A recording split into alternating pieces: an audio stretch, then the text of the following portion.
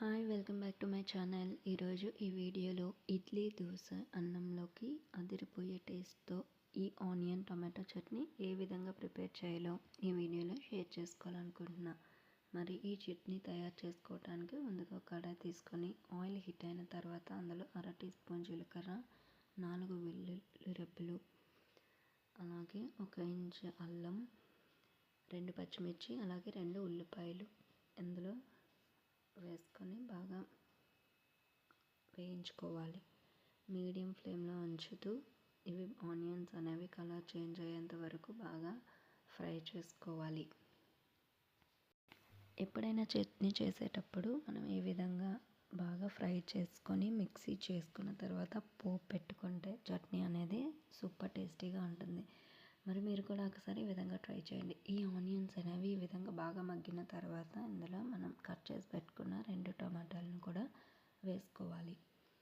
ఇవి కూడా ఒక 2 నుంచి 3 నిమిషాల వరకు బాగా మగ్గనివ్వాలి. ఇవి బాగా ఫ్రై అయితేనే మనకి చట్నీ అనేది టేస్ట్ బాగుంటుంది. పచ్చి పచ్చిగా లేకుండా కొంచెం బాగా వేగిన తర్వాత మనం మిక్సీ చేసుకోవాలి.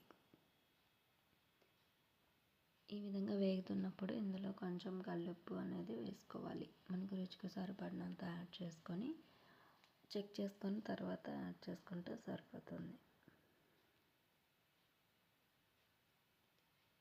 ఇప్పుడు ఒక 1/2 టీ స్పూన్ పసుపు కూడా ఇందులో యాడ్ చేసుకోవాలి. చూసారు కదా, ఈ విధంగా కలర్ చేంజ్ అయింది కదా. బాగా మగ్గిన తర్వాత స్టవ్ ఆఫ్ చేసుకొని బాగా చల్లారిన తర్వాత మిక్సీ జార్లో వేసుకోవాలి.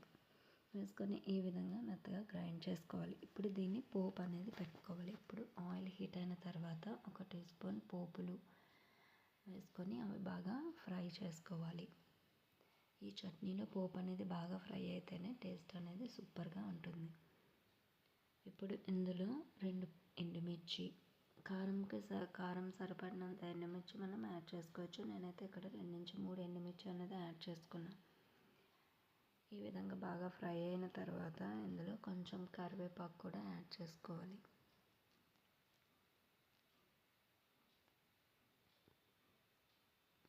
ఈ వీడియో మీకు నచ్చినట్లయితే లైక్ చేయడం మాత్రం మర్చిపోద్దు, అలాగే కమెంట్ కూడా చేయండి.